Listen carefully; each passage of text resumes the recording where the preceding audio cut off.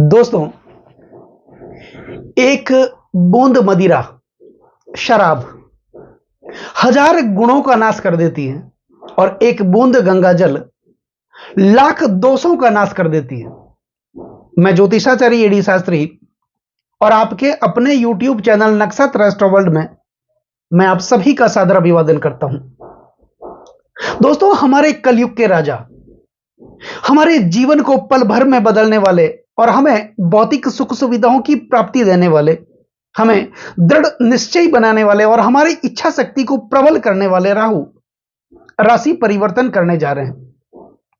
18 मई 2025 का वो दिन होगा जिस दिन राहु देवगुरु बृहस्पति की मीन राशि से निकल करके अपने मित्र शनिदेव की कुंभ राशि में विराजमान होंगे और 18 सालों के बाद ये कुंभ राशि में आ रहे हैं और अगले 18 महीने तक राहु कुंभ राशि में विराजमान रहेंगे। तो राहु के इस राशि परिवर्तन का प्रभाव कर्क राशि वाले जातकों के जीवन पर किस प्रकार देखने को मिलेगा, इस वीडियो के माध्यम से हम जानने वाले हैं और समझने वाले हैं।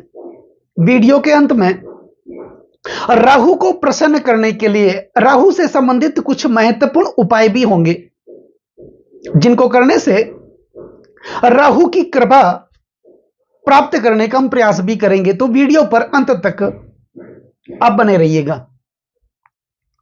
दोस्तों, राहु और केतु ये दोनों उल्टी चाल चलते हैं, हमेशा वक्र चलते हैं। कौन है राहु? राहु एक आध्यात्मिक अंधकार है तो केतु एक प्रकाश। हालांकि ये दोनों ग्रह चंद्रमा के उत्तरी व दक्षिणी ध्रुव हैं। सभी को पता है हमारी पृथ्वी सूर्य के चक्कर लगाती है और चंद्रमा हमारी पृथ्वी के चक्कर लगाते हैं। जहां ये दोनों एक दूसरे को काटते हैं उस कटान बिंदु के भाग को राहु और केतु कहा जाता है, जिसके उत्तरी संपात को केतु कहा जाता है और दक्षिणी संपात को राहु कहा जाता है। राहु धरती में छुपे रहस्यों में रुचि रहते हैं क्योंकि राहु की रुचि इंद्रियों की तुष्टि में है। राहु सुखलोभी हैं।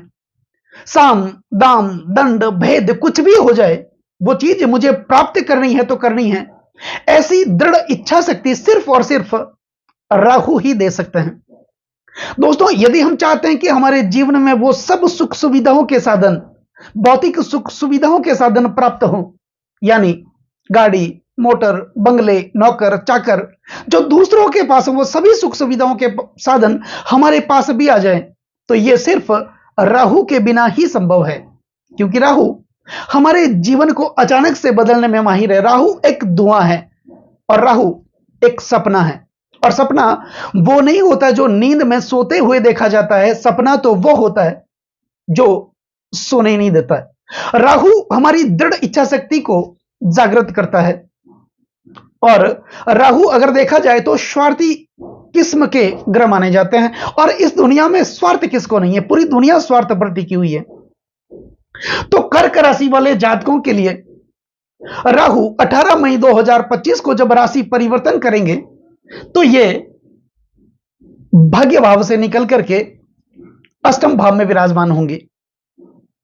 दोस्तों, अष्टम भाव में राहु अगर देखा जाए तो अच्छा फल नहीं करते हैं, लेकिन यह भी जरूरी नहीं है कि पूरा ही पूरा ये बुरा फल भी देते हैं। ये मिश्रित फल देते हैं क्योंकि अष्टम भाव लग्न से अष्टम होने के कारण इस भाव को मारक भाव कहा जाता है और मारक भाव में कोई भी ग्रह बैठ करके मारकेश बनते हैं जो मृत्यु तुल्य दुखों का कारण बनते हैं। लेकिन अष्टम भाव वैराग्य का भी होता है। अष्टम भाव ऑकल्ट साइंस का होता है, पराविज्ञान का होता है, अध्यात्म का होता है, गुप्त रहस्यों का होता है।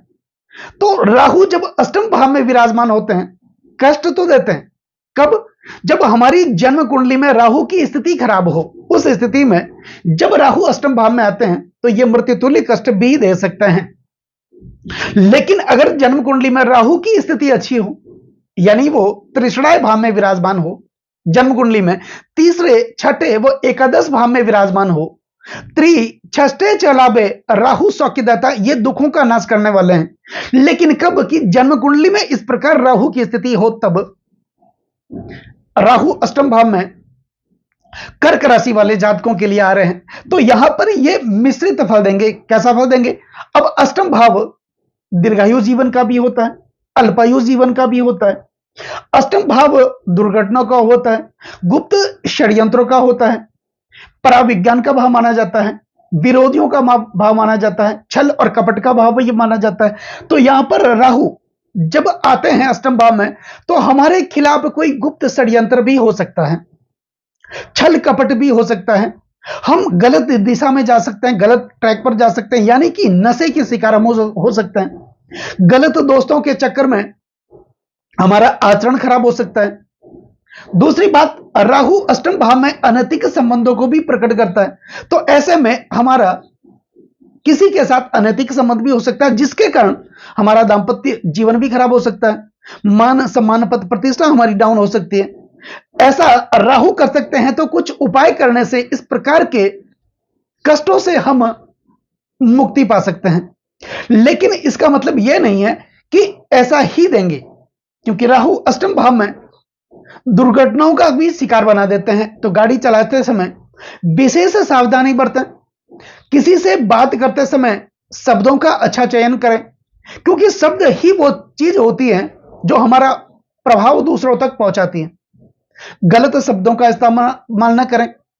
बातचीत करते समय सामने वाले व्यक्तित्व का ख्याल करें, ऐसी स्थिति हो सकती है। अब दूसरी बात, राहु अष्टम भाव में होंगे तो अष्टम भाव गुप्त रहस्यों का होता है, तो हमारे अंदर ऐसी कोई न कोई एक गुप्त शक्ति होती है, ईश्वरीय शक्ति होती है, उस शक्ति को राहु भी जागृत करता है। यानी जो लोग इंस्टाग्राम से संबंधित, फेसबुक से संबंधित, यूट्यूब से संबंधित कार्य करते हैं या अर्निंग करना चाहते हैं या अर्निंग कर रहे हैं, उनके लिए तो राहु का यह राशि परिवर्तन अत्यंत शुभ रहने वाला है। आपकी इच्छा शक्ति को प्रबल करेंगे और आप लगातार आगे बढ़ने का प्रयास करेंगे। चाहे कुछ भी हो जाए, मुझे आराम से बैठना नहीं है, कुछ न कुछ हासिल करना है, ऐसी दृढ़ इच्छा शक्ति जो कर्क राशि वाले जातक होंगे उनके लिए राहु देने वाले होंगे। तो आपके कार्य क्षेत्र में, हालांकि मैंने जो बताया आपको, गलत लोगों का साथ, गलत आचरण, दुष्प्रभाव, ऐसा कर सकते हैं राहु, लेकिन अगर आप इससे संबंधित कुछ उपाय भी कर लेंगे। दूसरी बात, आपकी योग्यता को बाहर लेकर के आएंगे राहु। अब राहु आपके अष्टम भाव में होंगे तो राहु के पास मुख्यतः 3 दृष्टियां मानी जाती हैं। राहु के पास गुरु व्रत दृष्टियां हैं, जहां देवगुरु बृहस्पति की दृष्टि जाती है वहां पर राहु की भी दृष्टि जाती है। कर्क राशि वाले जातकों के लिए शनिदेव ने 29 मार्च 2025 को राशि परिवर्तन किया था, तब डैया की समाप्ति हो गई। तो डैया की समाप्ति हुई, दुखों का अंत हुआ, और इन्हीं शनिदेव की कुंभ राशि में राहु भी आ रहे हैं, और शनिदेव के साथ राहु का मित्रवत संबंध भी माना जाता है। तो राहु यहां पर अष्टम भाव में होंगे, इनकी पंचम दृष्टि होगी आपके द्वादश भाव पर। तो द्वादश भाव किसका माना जाता है? द्वादश भाव माना जाता है निवेश का। जब भी आप अपने धन का निवेश, चाहे शेयर मार्केट में करें, चाहे प्रॉपर्टी में करें, बच्चों के हायर एजुकेशन के लिए करें, सोच समझ करके आपको अपने धन का निवेश करना है। आंखें बंद करके किसी के ऊपर भरोसा नहीं करना है। पैसा उधार देते समय विशेष सावधानी बरतनी है, क्योंकि वहां पर पैसे फंसने का खतरा हमेशा बना रहता है। यही द्वादश भाव विदेश का भाव माना जाता है, लंबी दूरी का भाव माना जाता है, लंबी यात्राओं का भाव माना जाता है। तो यात्रा करते समय विशेष सावधानी रखें, वहां पर किसी से बातचीत करते समय सावधानी बरतें, आंख बंद करके किसी का भरोसा ना करें। दूसरी बात, अपने बच्चों को हायर एजुकेशन के लिए अगर बाहर भेजना चाहते हैं, उच्च शिक्षा के लिए, तो अपने बच्चों के लिए यह समय 18 मई 2025 के बाद आपके लिए बेहतरीन रहने वाला है। दूसरा बात, द्वादश भाव अन्यत्व और परत्व का भी माना जाता है। अन्यत्व और परत्व का मतलब क्या होता है? अन्यत्व और परत्व का मतलब यह होता है कि विवाह के बाद पति और पत्नी दोनों में से किसी एक के लग्नेतर संबंध स्थापित हो जाते हैं, तो उस स्थिति में दांपत्य जीवन नहीं चलता, क्योंकि राहु मति भ्रम कर देते हैं। अच्छी खासी जो जिंदगी चल रही है, जीवन चल रहा है, उसमें विघ्न डाल देते हैं। तो यह भाव अन्यत्व और परत्व का ऐसा होने की संभावना भी रहती है। तो अपने आचरण में सुधार लेके आए, पति पत्नी पर एक दूसरे पर भरोसा रखें, सम्मान करें। अब द्वादश भाव सैन्य सुख का माना जाता है। पति पत्नी के बीच जो सेक्सुअल रिलेशन होते हैं, सैन्य सुख, उसका माना जाता है द्वादश भाव।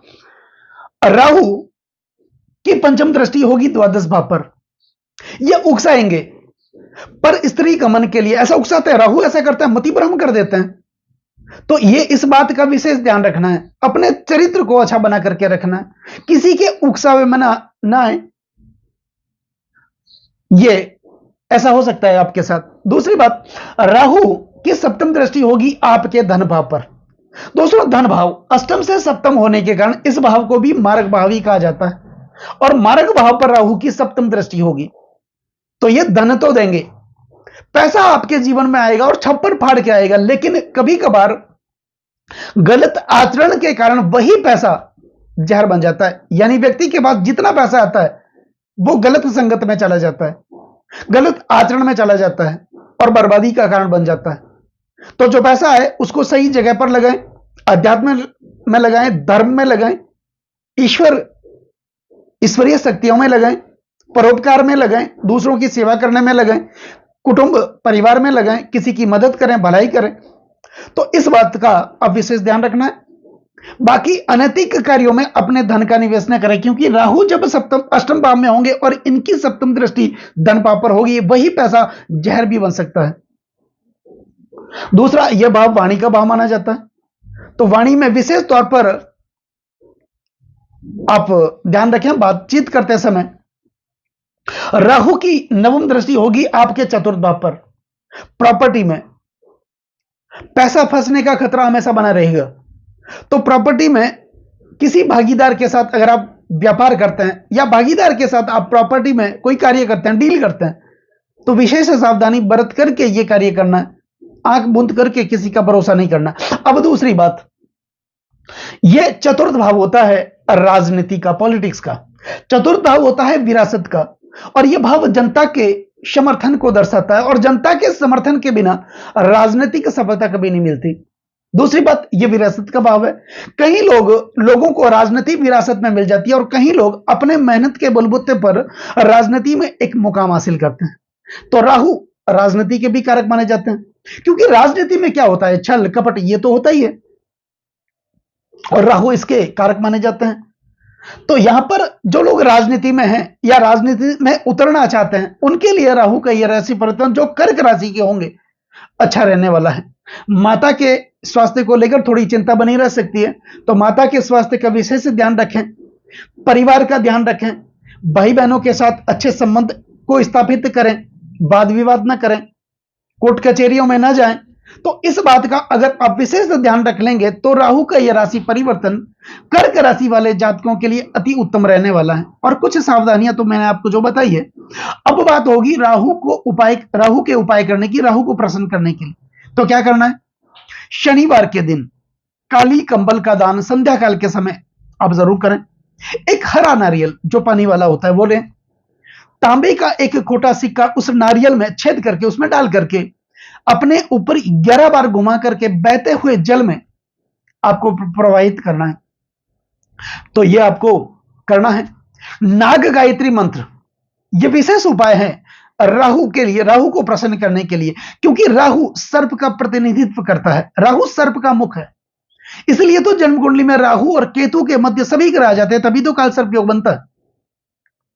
तो और नाग गायत्री मंत्र, ओम नवकुलाय विषमहे विषदंताय देमहि तनो सर्प प्रचोदयात, इस मंत्र का आपको नियमित उच्चारण करना है, यह करना है। और एक अचूक उपाय, मयूर पंख से बना पंखा आप अपने घर पे लेके आ जाएं, और आपके घर में यदि भगवान शिव की मूर्ति हो, तस्वीर हो, और जब भी आप पूजा करते हैं उस मयूर पंख से बने पंखे से जब आप पूजा करते हैं उस समय भगवान शिव की मूर्ति पर, तस्वीर पर, जो भी हो, आपको नियमित हवा देनी है। क्योंकि नाग जो होता है वो भगवान शिव के गले में विराजमान होता है, और मोर सर्प को खत्म कर देता है। मयूर पंख से बने पंखे से भगवान शिव को हवा देने से नाग की शांति यानी कि राहु की शांति हो जाती है और राहु प्रसन्न होते हैं। तो ये उपाय आपको करना है।